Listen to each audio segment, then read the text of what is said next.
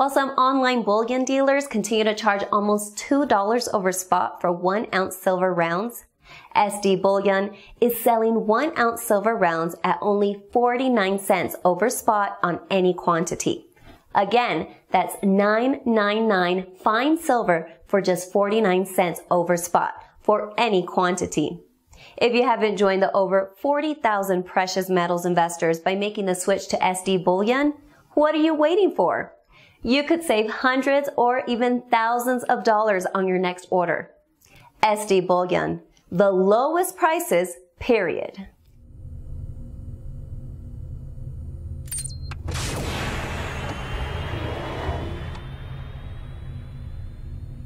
This is the Doc and Eric Dubin with the SD Weekly Metals and Markets Wrap. Well, joining us today is a returning guest, one of our favorite people on the other side of the pond, James Turk of Gold Money and BitGold. James, it's great to have you back with us. Yeah, thanks, Doc. It's good to be with you. Well, we finally had a couple of nice weeks in a row here for gold and silver, James.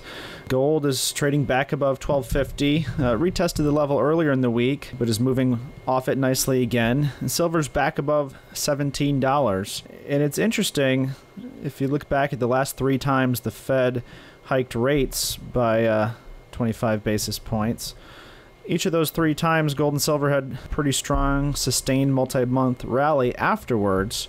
But each of those times they didn't start rallying until after the news came in. With the market now seeming to be anticipating a 4th rate hike here in June by the Fed, do you think finally people are starting to wake up and getting out in front of that a little bit, that the metals are starting their move before the news is actually announced? Yeah, I think that is an element. People are also recognizing that the Fed is so far behind the curve, given what we're seeing generally in a lot of commodity prices across the board. And I think the most fundamental important factor is that people are recognizing how cheap gold and silver are. I mean, we've seen prices of everything soaring. Stock markets are at record highs again today. Some of the favorite stocks are being bid up toward a $1 trillion market cap. Here we have gold and silver at bargain basement prices. So I think you're seeing a lot of money coming out of other sectors, and it's going to be going into gold and silver. But more importantly, I've been making the case here that with the option expiry, which started today, I think we're going to see a short squeeze developing in gold and silver, for that matter. That's probably started from the April low, and it's going to carry for several months going forward. That's going to bring about much higher prices, for the simple reason that there's so much paper out there and relatively little physical metal. And you see this primarily as being something that's coming out of the COMEX, and in the silver market, we've seen some pretty interesting open interest trends. People who are going long continue to go long, and at the same time, the opposite side of that trade is, bullion banks, and they're digging in their heels. So it's kind of a pretty strong standoff. Yeah, it is a strong standoff. But when you're short, there are 2 things to keep in mind. If the price goes up when you're short, the central banks can, and if the central banks are the short, they can just print more money and pay that money to the long. But what I'm talking about is a short squeeze that's driven by longs who want physical metal and aren't necessarily looking for just a short-term paper trading profit. And that's where I think that's where we should all be focusing on. And in this regard, I was very pleased to see that this morning in New York, they could not get gold back below $12.50. So a lot of the options above $12.50 will be, off in the money, which is sort of interesting, because when you're that close to a price, in the past they tried to push it below key levels in order to make those options go off the board worthless. So that I think was very interesting. And the other thing that I've noticed is that exchange for futures for physical activities picked up. 15,000 gold contracts were reported yesterday on the preliminary data, which is huge. I think that's a record. I don't think I've seen that before. So what the shorts are doing is trying to take the demand for physical metal off the COMEX and put it into the over-the-counter market. And my guess is that what they're doing is giving prices that are attractive to those longs above the COMEX forward price in order to entice those longs to stay with paper for a little bit longer and relieving the pressure of having to deliver physical metal to those longs. So I'm still of the view that we're at the very beginning of a demand for physical metal, both gold and silver, that's going to send the prices of both metals much, much higher over the weeks and months ahead. Do you see indications in the LBMA too of tightness? Yeah, I do. We're trading in backwardation. The spot price here is the cash price here is above the June delivery, and June delivery is only a few days away. So again, this is an indication that markets are very, very tight, and you just you sort of see the flows going around, and there is not a lot of metal available if you want to be purchasing in any kind of a size. And that's why you're seeing this, I think, people going to the futures market and being rolled into the exchange for physicals. It's hard to say because all of these contracts are basically private contracts. They're going off exchange, so there's no visibility. But that's the way the shorts want it. They don't want the exposure about how little physical metal is available relative to the total size of paper commitments out there to actually deliver physical metal. And again, I'm talking about both gold and silver. What's been your experience with your desk at Gold Money? You see trends within the marketplace. Do you see anything too that gives you further confidence that what's going on in the COMEX and paper markets in general is something that you see as well being expressed through Gold Money? Well, I'm not specifically talking about Gold Money or Gold Money flows because I don't really, Sure. I'm not involved in the day-to-day in Gold Money. I'm a director of the company, but I don't get involved in the day-to-day stuff. These are from, my own sources outside of Gold Money, I would say. But yeah, what it is, it's a question or an effort to put together lots of bits and pieces of anecdotal evidence.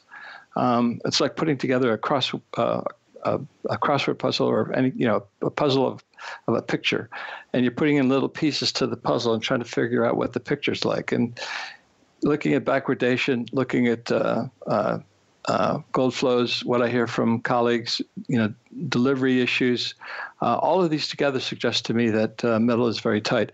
And you even see it to a certain extent if you read between the lines of the LBMA announcements. There was an announcement that came out a couple of weeks ago from the LBA that they're going to be reporting the weight of gold in the London LBMA vaults.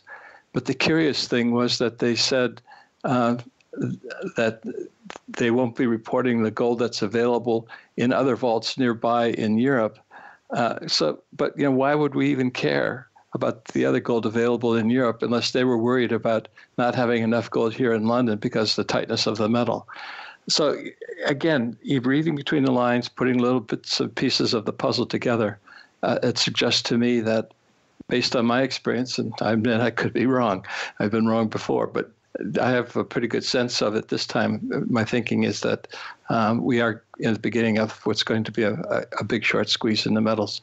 I hesitate to compare it to what's going on in the cryptocurrencies like Bitcoin, but I can't move away from that because the way cryptocurrencies are trading, and the one I follow most closely is Bitcoin, that's the way commodities used to trade back in the 1970s. Before governments started getting involved with all of the heavy-handed intervention and ham-fisted interventions that have basically mucked up the markets. Bitcoin is still basically a free market. And so to see it go the way it has when in response to demand is sort of refreshing. It brings back memories of what the 1970s were like. And I sort of think that, that's maybe not that quite a dramatic of an increase, but dramatic in the sense that when it keeps going up, it's going to keep going up for a period of time. And I'm talking about months here. I'm not talking about days. That's what I'm expecting for the precious metals as the squeeze takes hold as we get through this option expiry period. A lot of people have been looking at Bitcoin and Ethereum and the performance that cryptos have been doing, and they're contemplating the idea of them that is actually taking attention away from precious metals. I've been a little bemused by that because the entire market capitalization, if you could call it that, of all of the Bitcoin and other Ethereum and other coins outstanding, I don't remember off the top of my head where it is, but it's like 30 billion or so. Grand scheme of things, that's pretty small compared to gold by itself. Yeah, that's true. On a relative basis, they're tiny compared to gold, and that's why to a certain extent, you see the volatility that you're seeing in these currencies, relative to the demand. But I've been following, and I've been tweeting occasionally about Bitcoin. I've been bullish on it, and I continue to be bullish on it. But my last tweet, as I recall, was that don't forget to sell your Bitcoin and buy gold and silver later this year, because I still think there's a lot left on the upside for Bitcoin. And I think that's probably still good advice. I think we're going to go a lot higher. But when we do get at some extreme level, and the market cap is much bigger than it is now, then get out of Bitcoin and time to go back into the precious metals, because the precious metals will be unbelievably cheap relative to an overvalued Bitcoin. Kind of a more intermediate term to long term, James. What's it going to take to see gold and silver even to challenge their highs back from 2010, 2011, when we saw gold up around 1900, silver close to $50? I mean, there's a lot of technical levels that are going to need to be overcome, especially in silver. In the physical market, there's going to be a lot of selling once silver passes 30. And then, all the people that bought from 40 to 50, there's going to be a lot of selling back into the market. That's going to need to be worked through before new nominal highs are taken out. And really the same thing in gold. I think a lot of metal would come back into the market around 1600 to the 1650 level, as well as when you got higher towards 1900. So kind of more of an intermediate to long-term take. What's your perspective on that? Well, even if there's metal coming back on the market, it's relatively small compared to all of the paper out there and all of the representations of ability to deliver metal when, there isn't the ability to deliver metal. So, the imbalance between actual physical metal and representations for that is huge, and it's going to remain huge for some time. Then there's all of the new paper being created by central banks all around the world that's debasing national currencies, which is making gold even more and more attractive. But we have to remember here, John, that the low in gold was December of 2015. The low in December 2016 was above that December 2015 low. And the recent low that we just saw in gold was above the December 16 low. So we're actually, into an uptrend. And this is the way bull markets get started. People aren't paying attention to what's been happening over the last year and a half or last couple of years. They're still focused on, well, gosh, we declined from 19 down to 1050, and lose sight of what's building. But so bull markets get started in this way. Gold and silver aren't getting the attention that they should be getting as undervalued assets, but the smart money is going into both of these markets. And when it comes to both gold and silver, the smart money is moving into physical metal. It's not moving into paper representations of metal. I know that you've been following over the years the trends of refineries in Switzerland running 24/7, 365 days a year, and flows that are moving into China, and China's voracious appetite for gold and increasingly so, even silver. And India as well is coming back online too.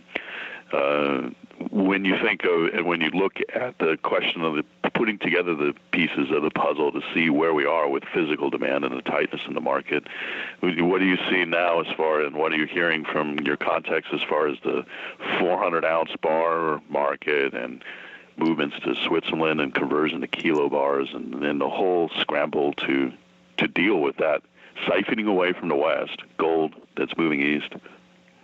Yeah, that's really an interesting question because it really highlights a major trend that's been underway here. There are basically three types of fabricated bars when it comes to gold. You have the 400-ounce bar, which is the historical standard, and it varies in weight, but approximately 400. There's a maximum and a minimum, but it averages around 400.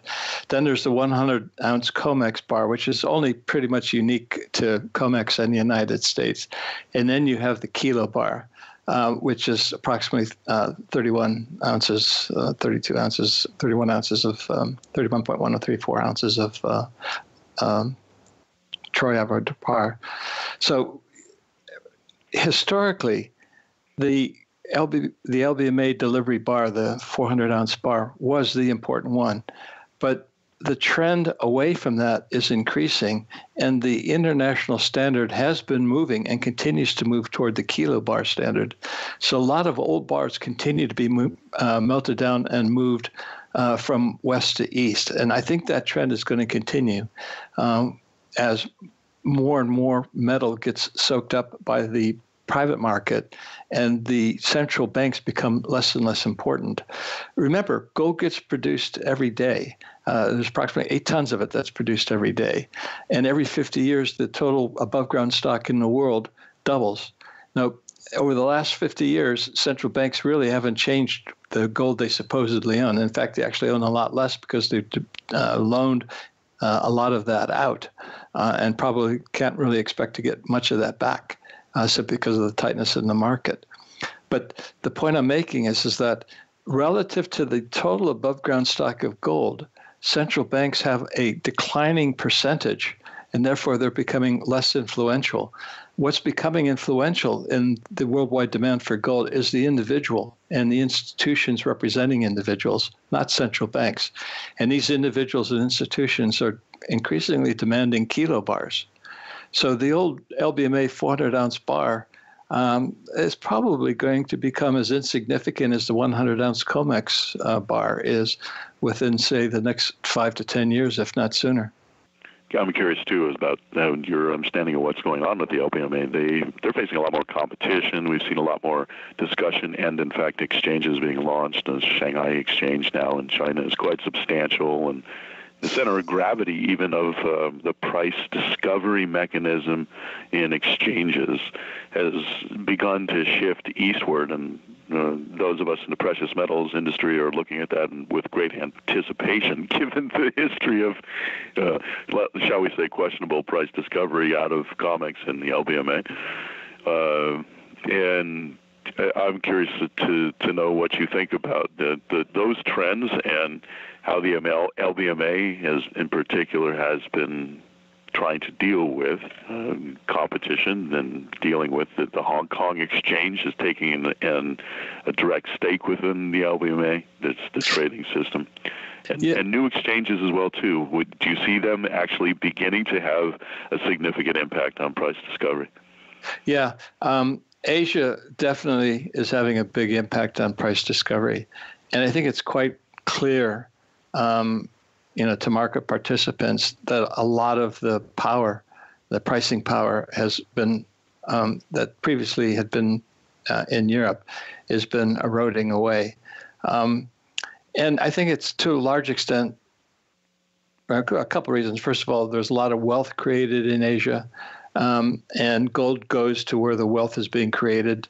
So a lot of gold has been flowing to Asia for that reason, and therefore it's logical that price discovery would flow to Asia too. But I think another important reason is that the banks have shot themselves in the foot, by being so dishonest in so many respects. We've seen all of the banks paying billions and billions and billions of dollars and euros and pounds of fines because of illegal, if not criminal activities in the past. And, in that kind of environment, if a bank gets involved in criminal activity or illegal activity, are you going to want to deal with them? Are you going to trust them? or are you going to, move your business elsewhere? So there's a lot of money that's moved away from the West and the Western banking system to other alternatives. And, if you're living in Asia, why do you want to work? Why do you want to deal in London anyway? You're going to want to deal in Singapore, Hong Kong, Shanghai, and places like that. The only negative is that a lot of that Chinese trading is, and the reason why you're seeing these premiums on the yuan gold price compared to the dollar gold price in Asia, is because the yuan is not a freely exchanged currency yet. But if the government there continues to loosen up the various controls and restrictions, I think Asia is going to have even a bigger impact on price discovery for the precious metals. It seems to me inevitable, unless the West changes its ways, and I don't see any indication of that happening. The West continues to downplay the role of gold rather than accepting it for its 5,000 years of history and as a solution to today's problems, including where we are in today's credit cycle. So in the big picture, when we look at how things are going to evolve, and we have a banking system, particularly in Europe, that's a little bit wobbly, and Italian banks still very, very weak, and economic nationalism trends, even though the French election went the way of pro-European interests, the whole longer-term picture for the European Union banking system integration as well is a little shaky. And people have taken an interest in gold all the more so in the last couple of years because of these reasons. I'm curious to know what you think. With you having spending a lot of time in Europe, where do you think those trends are after the French election and with Brexit on an ongoing process, the Italian elections coming up in the summer? Do you think that these particular dynamics in Europe are going to play a role in the precious metals in this year and in years going forward? Yeah, I do, and I think they have been playing a role. Greece is on the ropes again. I thought they were saved 7 times already, and that doesn't even mention, as you said, the Italian banks, which they've got severe problems. But I mean, the banking problems throughout Europe are quite severe, and that creates uncertainty in the minds of people. When you have uncertainty, you want to go to a safe haven. Gold is a safe haven when you own physical metal because there is no counterparty risk, as we all know. But there's a bigger issue that the EU itself, in my view, is a dysfunctional institution. There are 10,000 bureaucrats in Brussels who make more money than the British Prime Minister. That's one of the things that I think upset a lot of, British voters when they voted for Brexit. So, Brexit is more than a shot across the bow. I think it's bringing down the ramparts and, storming the castle. I think the EU's life is probably going to be limited. And given the quality of the leadership we're seeing there at the moment in the EU, they seem to be moving further and further in the wrong direction rather than the right direction. They're trying to circle the wagons rather than trying to solve the problems. James, anything else you want to discuss or let our listeners know here before we wrap the show up? Well, I think I've already made the major points. The distinction between owning physical versus owning paper representations. And, when you own physical, there are only 2 ways to do that. You buy it and store it yourself, or you buy it and have someone store it for you, which is what we do in Gold Money. And if you choose that storage alternative, actually I recommend both, of course, but if you do choose the storage alternative to have professional storage, make sure you have the governance procedures in place, the audits, the insurance, and all the things that we do at Gold Money. I think that's the key element, own physical, not paper. But the other thing is that, gold and silver are undervalued here. They're very, very cheap. And as you guys know, what I've been recommending since starting Gold Money back in 17 years ago, 2001, that what you really want to do is have a dollar cost averaging plan. If you want to save $100 every month, don't put it in a bank account, because at the end of the year, that $100, even if you earn some interest on it, is going to be worth less because of inflation and loss of purchasing power. Put it into physical metal. And that's the way you should be saving, accumulating gold, accumulating silver. And over a long haul, over the long term, you're going to be happy to have that rainy day money accumulated that way, because you're preserving purchasing power, and you're preserving purchasing power outside the banking system. The banking system worldwide still remains very vulnerable. And if you can recall what we went through in 2008, I expect, the next credit cycle, because these things repeat. If you read monetary history, every several years there's been crises. In my lifetime, I'm 70 years old. I saw a couple of them in the 1960s, 1973, 1978.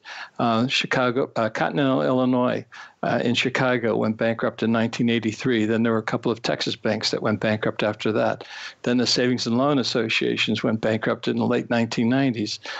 Then you had Citibank on the ropes in late 1980s. Then you had Citibank on the ropes in the early 1990s. And it goes on and on. We had 2008. There's going to be another crisis in the credit cycle. It may be next year. It may be next week. It may be still a couple more years down the road. But when that comes, you're going to want to have certainty with regard to your assets. And the only way you can have certainty with regard to assets is when you own tangible things that have value, things that have value because they're useful to you. Gold and silver is useful as money, preserving purchasing power. A house is useful to you because that's where it provides you your shelter. And even certain shares of companies can be useful to you if those shares are properly valued, and if they in turn represent tangible assets. And I'm not talking about financial stocks. I'm obviously talking about things like agribusinesses and mining companies, companies that own things. What you want to stay away from are the counterparty risk issues, bank deposits, insurance commitments, things denominated in the currencies, because the currencies and the banking system that supports them are going to be in trouble the next credit cycle, just like they were back in 2008. So I think, I like to always recommend, be cautious. And one of the best ways to be cautious is to think about owning things rather than owning promises. Certainly excellent advice for any era, but particularly with the state of the modern banking system, it really was never, as you alluded to, never fixed after 2008. It was just all the debt and corruption in the banking system was just papered over. Yeah, and it all came together at the same time, and it happened relatively quickly. And I'm sort of wondering, I don't know if you've been following the events in Canada, but the Canadian real estate market appears to have finally topped out. There's been a couple of banking-related problems in Canada on mortgage lenders, I should say, rather than mortgage lending banks, rather than the commercial banks. And the way 2008 started, it didn't actually start in 2008. It started in August of 2007 when Northern Rock, which was a British bank, went belly up. And then in early 2008, Bear Stearns, went belly up. And then it really got serious in September 2008 when Lehman Brothers went belly up. So, if these problems in Canada are the shot across the bow, then it might unfold over the next, year to 14, 15, 16 months, the next credit cycle that we've been talking about. But, we just can't predict the future, John. We just have to take it day by day, week by week, and have a strategy to protect yourself come what may. I mean, those markets are certainly very telling. The real estate market is a pretty clear indication of the degree of bubbles that we have seen blown by the central bankers putting in an enormous amount of liquidity precisely to paper over the last bubble. I mean, we keep going through these boom-bust bubble cycles that crash that are only fixed in quotation marks, with yet another bigger bubble being blown by central planners, by central banks. But, Eric, last time it was the governments that bailed out all of the big banks that were essentially bankrupt in 2008. This time around, who's going to bail out the government? There's nobody left. Yeah, there's nobody left. The central banks, too. I mean, their balance sheets are ginormous. Yeah, so it's just going to be, what we've seen throughout monetary history many, many times. They just print more currency, and the currency loses value, and it loses dramatically. It's going to be like, what happened in Venezuela or Zimbabwe, but those collapses occurred relatively quickly. So you don't understand necessarily what's happening with the dollar because the collapse is occurring over a longer period of time. But what I'm suspecting will happen when we have this next credit cycle is we're going to see a lot of speed that we haven't seen in the past, speed where the dollar and the other fiat currencies of countries around the world lose value very, very rapidly. And gold and silver will do particularly well in those environments of preserving everybody's purchasing power. Hopefully we won't have the socialistic responses that Venezuela's had, and it's turned a horrible situation into a nightmare down there right now. Yeah, well, it was the socialism that got them on the wrong road in the first place. And, it's amazing, how people fall for these fake promises. I love Margaret Thatcher's quote about socialism. She said, the problem with socialism is that you eventually run out of other people's money. And that's what the socialists do. They take from people who are producers and give it away and keep a lot of it themselves. And ultimately that destroys the economy. And it's unfortunate, but it repeats time and again. And, people have to basically prepare for that. All right. Well, James, it's great to have you back in the show. We always appreciate your insight and market wisdom. Thanks, John. It's always great to be with you and Eric. All right. So we'll wrap up the show there. Thanks for tuning into this week's SD Weekly Metals and Markets.